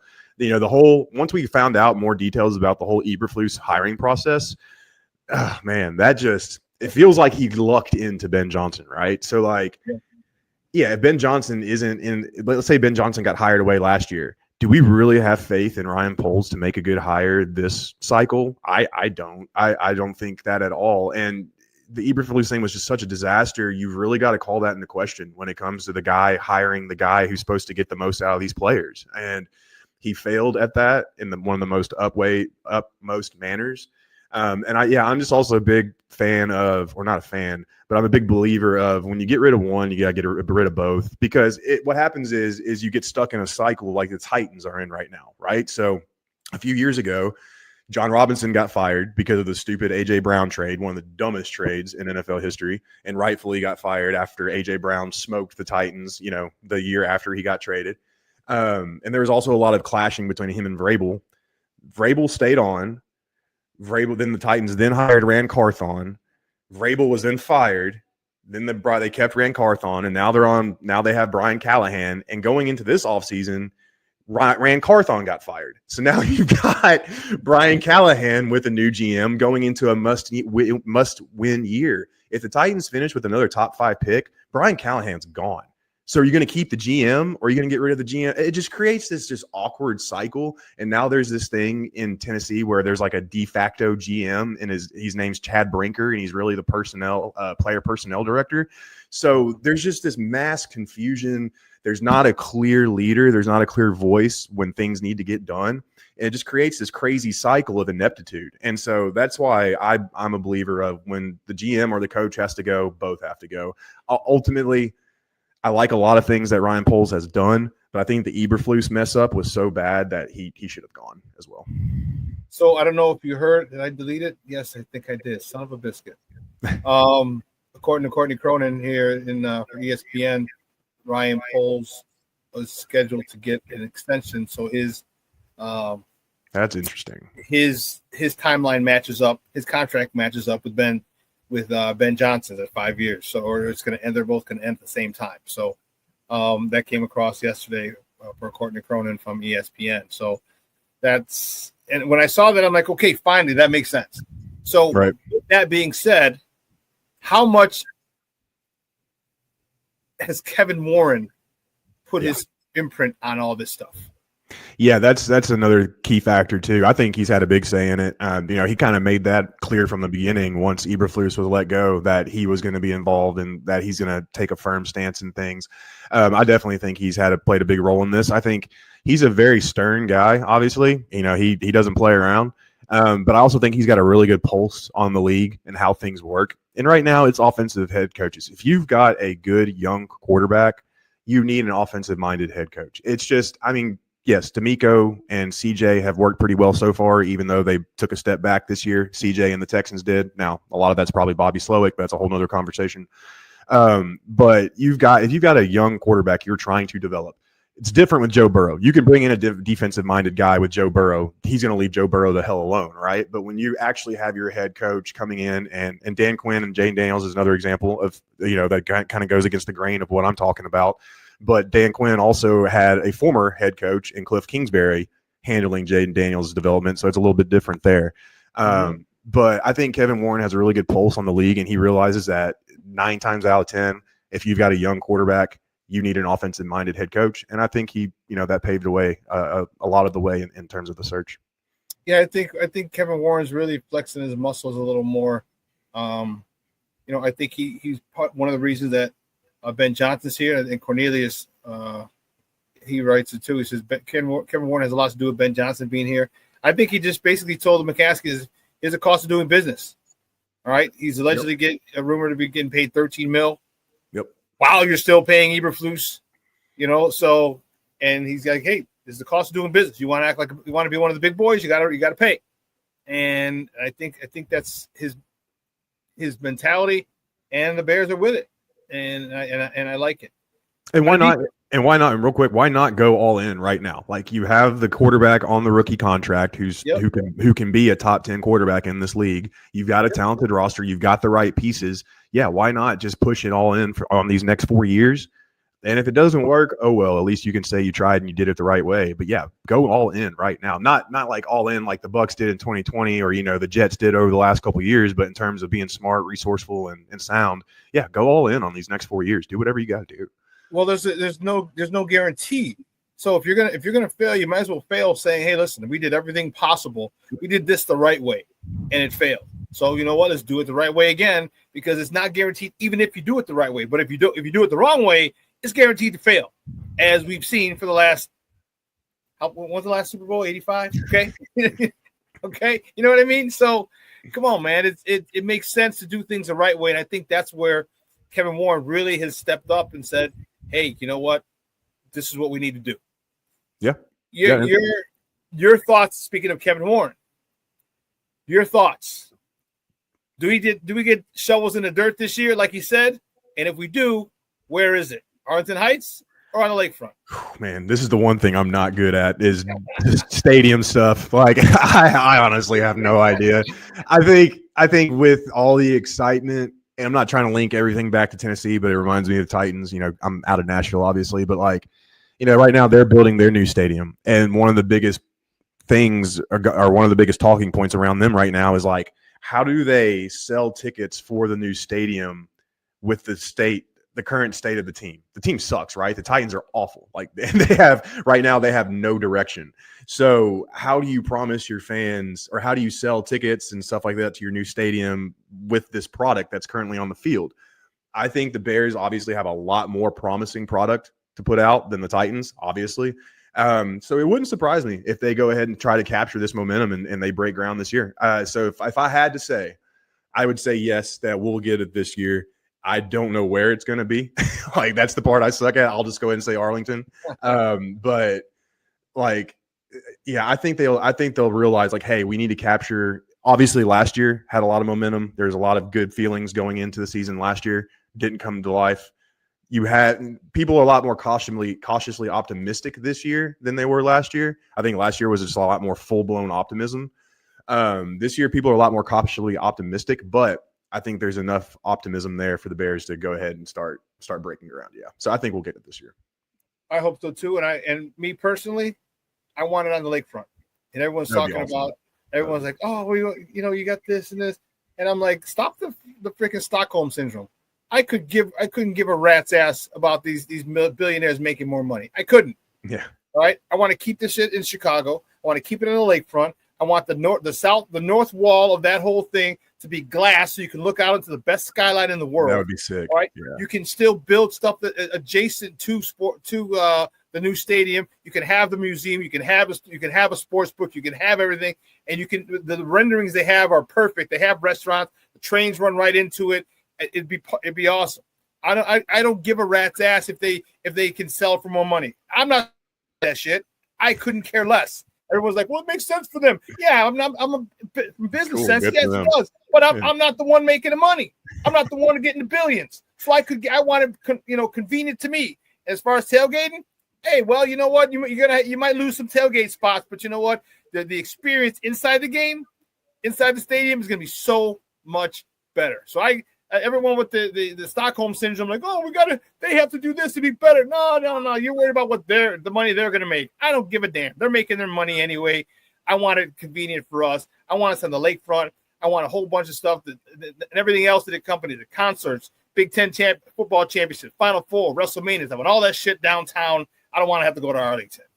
Yeah, dude. Lakefront would be sick, man. That would be you want to talk about, yeah, I don't give a damn about the owners and their money either. But you would think that a lakefront attraction like that would pull in so many other people, so many more people, and not just Bears fans, just people like me as a general NFL fan. I would want to go to the stadium just to see that and be a part of that. You know what I'm saying? I mean, why not? That makes a lot of sense. That would be awesome. Bro, I know you got to run, buddy. Do me a favor, though, before you go, let everybody know where they can find you and your work online. Yes, sir. Always a pleasure talking to you, man. It's good seeing you again. But yeah, you can find me online, A2Zsports.com. We're about to launch about 4 or 5 new college teams. So we've already got about a dozen under our belt. Obviously we've got all 32 NFL teams. So more exciting times coming down the pipe for us. And then you can find me on Twitter at Evan_ATOZ, A to Z. Excellent, buddy. Hey, have a great weekend. And last question before we let you go. Who do you got? Yeah, man. Just because I want to fret, I would love to see history. I would love to see the Chiefs three-peat. I know that's probably sticking needles in a lot of people's ears, but I'm going to pull for the Eagles, man. Even as somebody who's followed the Bucs my entire life, I have a deep burning hatred for the Eagles. But just for a breath of fresh air, and the Saquon Barkley storyline is just so good. He's just that dude has just been terrific this year. I would love to see him. Yeah, I would love to. Got a score? I'm going to do 23-17 Eagles. I think it's going to be a low-scoring game. I think both defenses are going to come to play. Okay. Yep. Okay, Evan with 23-17. There it is, Evan. And I'm going with you. I want the Eagles. I'm tired of the Taylor Swifties. Can stay the hell out of football. All right, I'm tired of the calls they get. We've seen them. And it's very hypocritical because we had Mike here for the whole day for the 90s, and we got every freaking call from Michael. I get it, but it's not cool when it's somebody else. It's all right when it's us. So yeah, I want the Eagles as well. I'm thinking 27-24. It might come down to a last second field goal. Wouldn't surprise me if it happened that way. Yep. And hey, with the year Jake Elliott's having, last second field goal for him to kick it and win it, that would be a huge boost for him because he has not had a good year. So right, that would be awesome. Yeah. Hey, great stuff, buddy. Have a phenomenal weekend, man, and we'll talk soon. You do the same, man. See you later. Thank you. Bye now, guys. That's Evan Winter from A to Z Sports. Man, I appreciate his time. I know he had a run. I kept him a little longer. Sorry, Evan.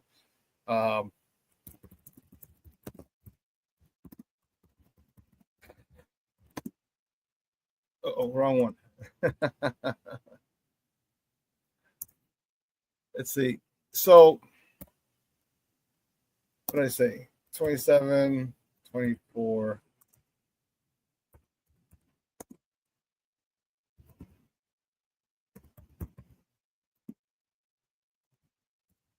Here we go. This is mine. 27-24, Eagles. Fly, Eagles, fly.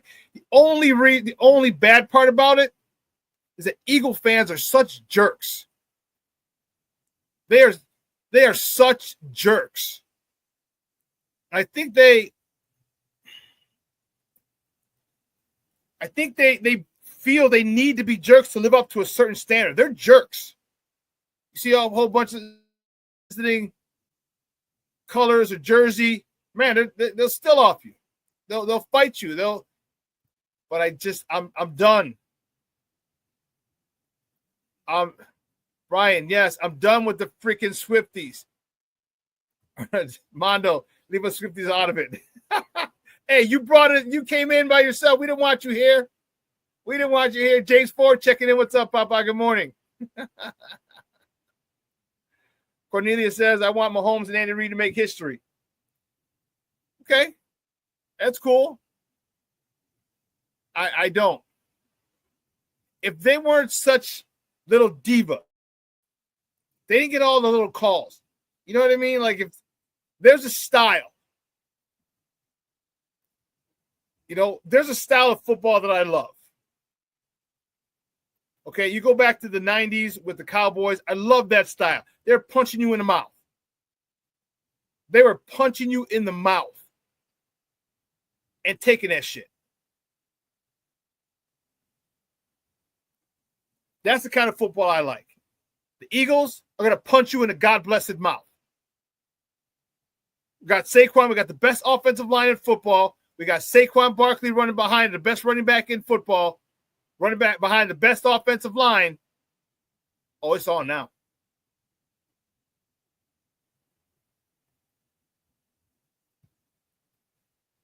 So maybe that's why DJ Moore doesn't get along with. Why, Cornelius? What did I say? I'm not sure. I'm not sure what you meant.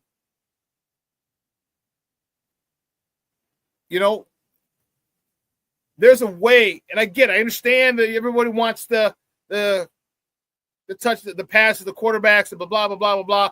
But football is a blocking and tackling game. And when you wear your opponent down, when you win by attrition, by just wearing them down and they give up, that to me is dominance.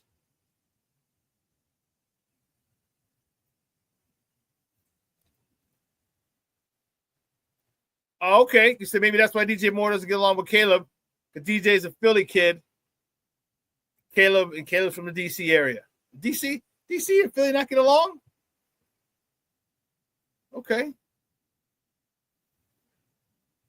I gotta ask my guy. My guy lives in the DMV. And two of my guys. One of my guys, actually, the Caleb's high school coach. We went to college together. Played running back at Holy Cross. We were in the same running back room. And then one of the basketball players at Holy Cross who graduated with me now lives in the DMV area. So I'll find out if like DC doesn't really vibe with, Philly. But that's what I think. I'm hoping, and here's a factor that people will keep forgetting. I shouldn't say that. Some people have mentioned it, and it's a very valid point. Vic Fangio is a defensive coordinator. Vic Fangio lost a Super Bowl with the Niners. You don't know how many times you're going to be able to get back to Super Bowl. Remember, he was with Jim Harbaugh. I think Vic Fangio has a hell of a game. Black Diamond says, hey, Shawn, I said this earlier. Poe's going to stick with Jones at left tackle because we have Rochar as the O-line coach and believes he can develop him into a starting left tackle. Well, Braxton Jones is serviceable, especially on runs. We're going outside zone. He's serviceable. He's good. He's got quick feet. He's a serviceable. Hell, what's going in his third year now? Come on, man. You can win with him, but if you upgrade I think he would be the last person that they upgrade because you got someone a starting caliber left tackle. Not great, but more than serviceable. I'll give him his props. More than serviceable.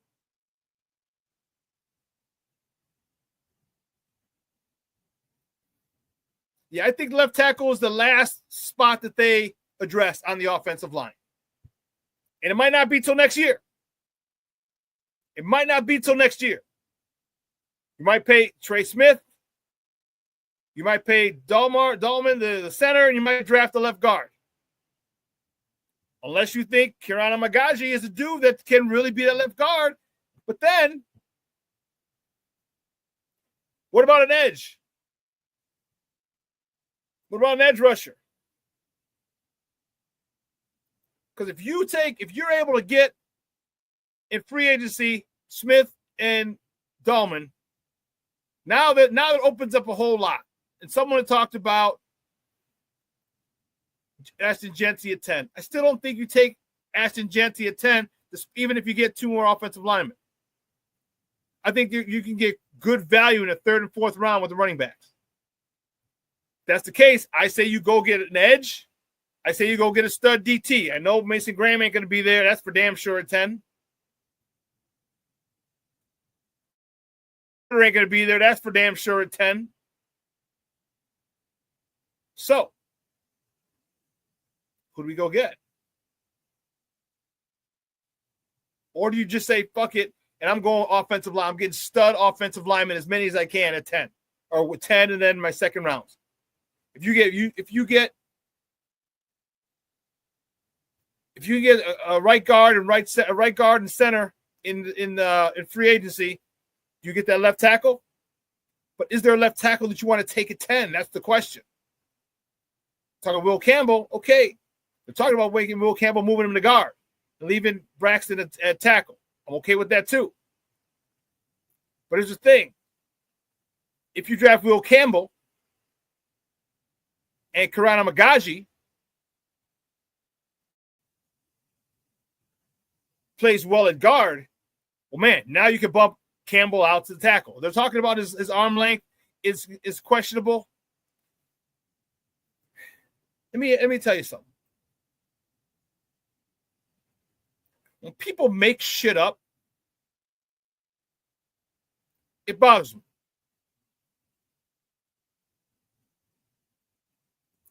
His arms might not be the ideal length. Guess what?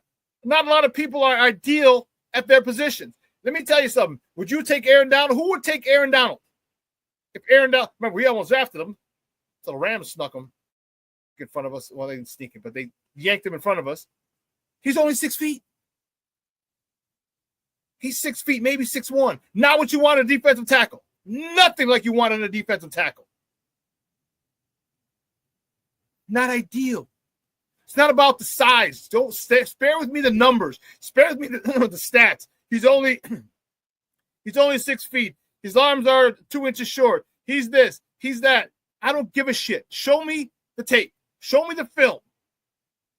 Let me watch the film, and I'll determine whether or not this guy can play. I don't give a rat's ass if his arms are an inch short. Chris Zorich was a phenomenal player. John Randall was a phenomenal player. These guys are 6 foot and under. We're not talking 6'2", 6'4" defensive linemen. These guys can play. It's about the mentality. It's about your heart.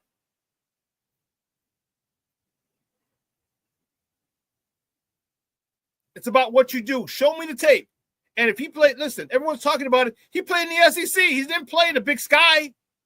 He's playing against guys who play on Sunday.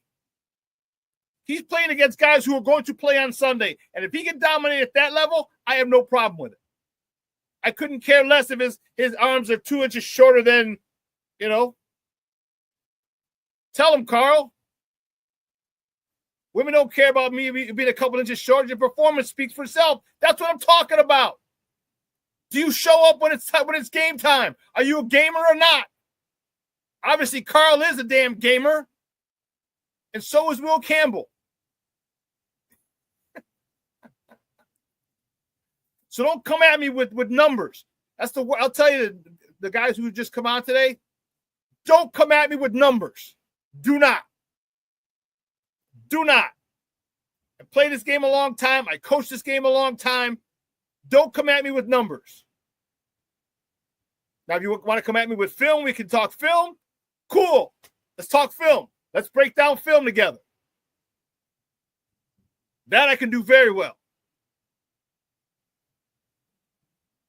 But don't give me numbers when you got a guy who's got a motor, when you got a guy who has heart, when you got a guy who's trying to get his grandmother out of a 1,000 square foot apartment house with a leaky roof. Don't tell me about numbers.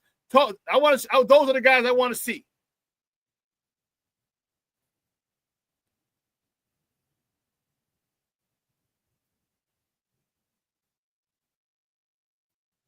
Cornelius says, Darius Alexander will make you change your mind. Where's he from again? I know you put it up here.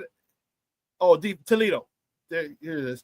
Like you said, Black Diamond. You got to check out Darius Alexander, DT from Toledo. I'll check him out. Once I start getting into breakdown of positions, yeah, I'll break it down and I'll look. And he might be it. You said Darius Alexander? But how tall is he?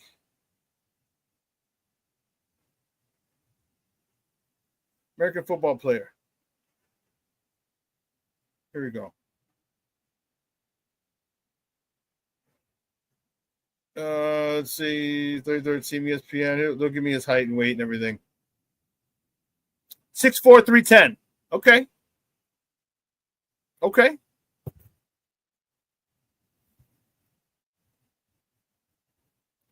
Oh, here you go. Cornelius says 6'4", 319. Okay.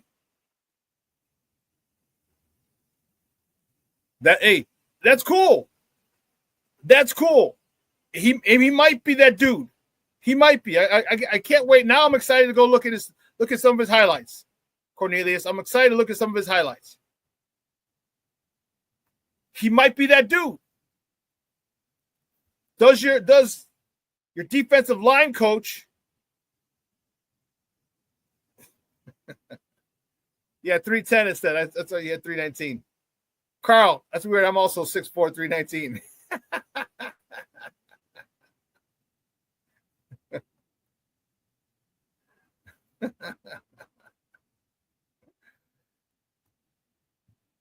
But that's what I'm talking about. Like if you get a guy that you feel, and here's the one thing but here's the problem. Ryan Poles can feel that this guy's the dude, but Ryan Poles got to stop drafting guys who he thinks are projects. This guy can't be a project. Your first and second round picks can't be projects. They got to be winners. They got to be immediate contributors. Third round need to be in a rotation. They need to contribute to this team year one. Third rounders. After that, okay, if they don't contribute first round, that's fine. We can develop. Or rounds 1 through 3, no, they got to be contributors. One needs to be a starter. Second rounders need to be impactful in the rotation. Third rounders, same thing. Second rounders could be starters as well. All right, like Trey Smith. Trey Smith didn't start. He was a sixth rounder. Why? Because of the health issues. If you got blood clots, that's a whole nother thing. You can get rid of blood clots. It's all diet. It's really all it is. That's another podcast. That's another podcast. The health and eating podcast.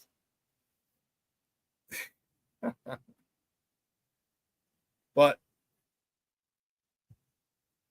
if you don't find an offensive lineman that you feel comfortable taking at 10, then you go get that D. If this Darius Alexander young man is the beast that you think he is, that he can be, then you go grab his ass.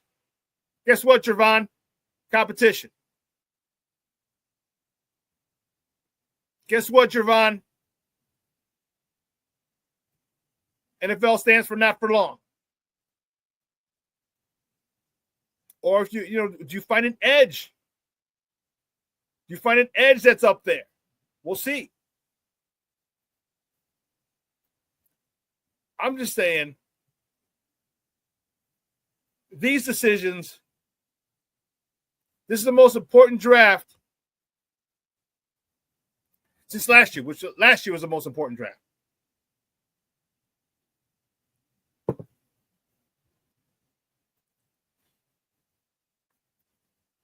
Carl, thoughts on Mason Graham? I think he's a first ballot Hall of Famer. Well, let's let him play in the league first. Let's worry about him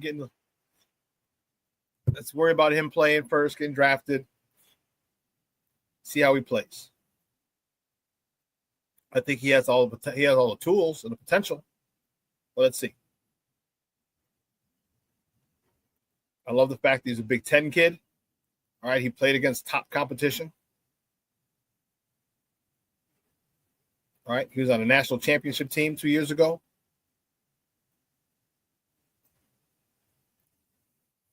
He can be a player. I am very reluctant to say anyone's a first ballot Hall of Famer in college.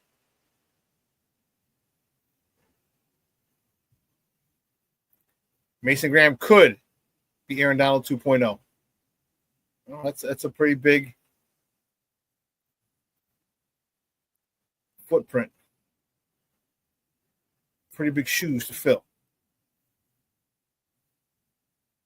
I'm not saying he can't. I'm saying those are some pretty big footprints he's going to have to fill. I agree. He was probably the best player on that team. I don't know. J.J. McCarthy was good too. And let's not get it twisted. The reason J.J. McCarthy didn't throw the ball around the yard because he could. J.J. McCarthy has a cannon. He can throw that ball all over the field. The reason they didn't, Jim Harbaugh. They had two good running backs. He wanted to run the ball. So I think J.J. McCarthy's going to have a really good career in the NFL because he can throw that ball. He said, I feel Abdul Carter and Mason Graham are 1 and 2 of this year's draft. It could be. It could very well be. Could very well be. You know, and then does Travis Hunter slide to 3? Or does Shedeur Sanders fall in this? You know, Abdul Carter is a stud. There's no. That dude is a monster. That dude is a freaking monster. And if there's any way the Bears could jump up and get him, I would. Anyway, I would.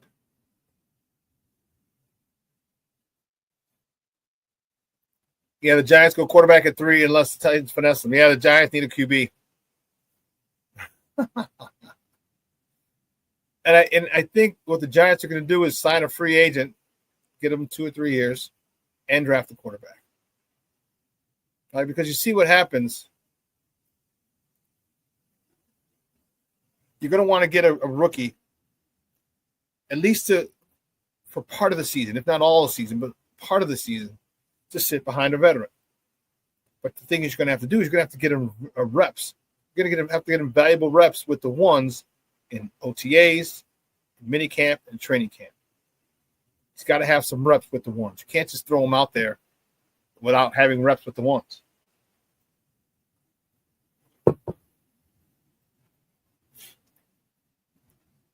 You know. But I'm excited. I'm very about this upcoming season.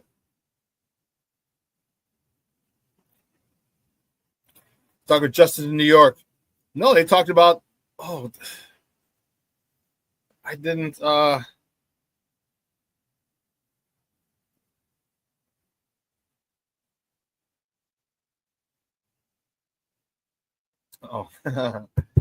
they talked about the Vegas Raiders. You know why?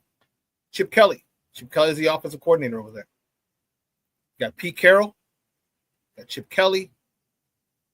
And I tell you what, if Justin goes to the Vegas Raiders, I will get a Justin jersey. Because I'll tell you what, you better watch out. Remember, the reason I wanted Pete Carroll here was because he breathed life into Russell. Gave Russell the confidence he needed, allowed him to believe in himself. Okay? That was a big part of the Seattle Seahawks winning the Super Bowl. Was Russell's belief in himself. You get Pete Carroll and Justin together with Chip Kelly? Dude, the Raiders might become my third favorite team. Bears, Niners, Raiders. Before any of you new guys say, well, you jumping on a Niners fan, I've been a Niners fan since the 80s. Since Joe Montana, Roger Craig, Tom Rathman. Well, Rathman was a 90s. All right, we're talking Freddie Solomon. All right. Justin to Vegas makes sense. Makes a lot of sense. Imagine him in the zone read with Chip Kelly's offense. Come on, man. I like it a lot. I like it a lot. I do. And he's indoors on turf. Justin to the Vegas Raiders makes a lot of sense. A lot of sense. You know why that makes sense? Because of this. What have I been saying? Coaching matters. Coaching matters. You get Justin with Chip Kelly and Pete Carroll. I'm telling you, Pete Carroll's going to breathe life into Justin. Chip Kelly's going to give Justin the type of offense he will flourish in.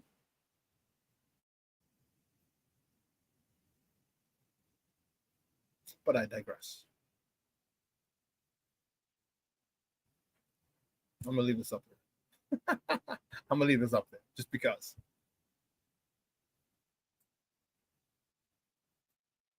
You guys are talking about DTs, DNs, O-line, but because that's where it is. You guys are smart, and I love it. That's why I love talking to. I love my followers because you guys are smart. Hopefully, I've been able to educate you a little bit anyway. But for the most part, you're smart. And you understand building through the trenches is imperative. Which is why, like, imagine if we were able to pick Pritchard, was it, from the Steelers, Jackson Powers Johnston, Cedric Van Pratt, like one of those guys. Now we got the center situation taken care of, but you wanted to go in free agency and get it. And some guards as well. Like, we need this.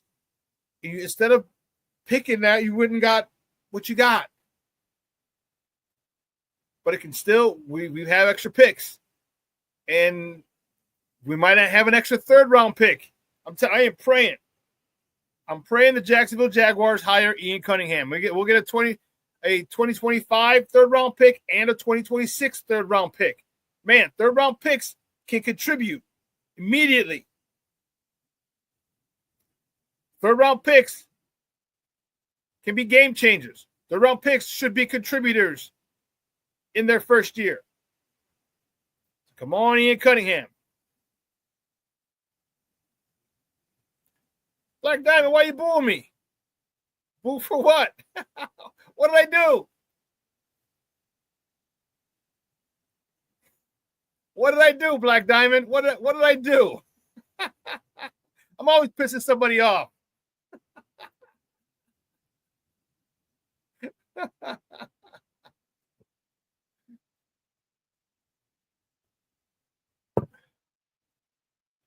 But don't get me wrong, I think this team is the Bears are in a good spot. I think the Bears are in a really good spot. It's just when you see certain things. Remember last year I was like, come on, man, get some offensive linemen, get this. You gotta build, you gotta help. Nothing. Yeah, because we got 4 in the top 100. Is that we got 4 in the top 100? Yeah.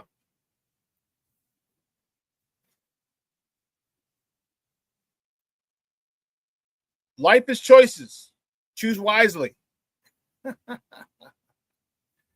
Your job's on the line, Ryan Poles. Choose wisely. Because whether or not what's the likelihood of them firing this general manager? We got 4 in the top 75. Okay. You get another third round pick, man, that's 5 in the top 100. Excuse me. It's a lot more than most teams. A lot more than most teams. And you gotta make those picks count. You've got to make those picks count. Because I'm tired of, and his third round picks have been trash.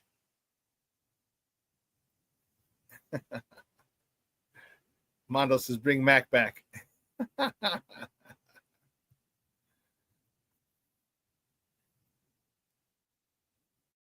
Again, I like Will Campbell if we can get him. Put him at guard and Kieran, Amagaji. Can you force us to kick Will Campbell out to left tackle? Can you, Kieran Amagaji? Because if you can, Braxton's a backup tackle. And if that's the case, Braxton, can you fight off Will Campbell? Can you beat this guy out?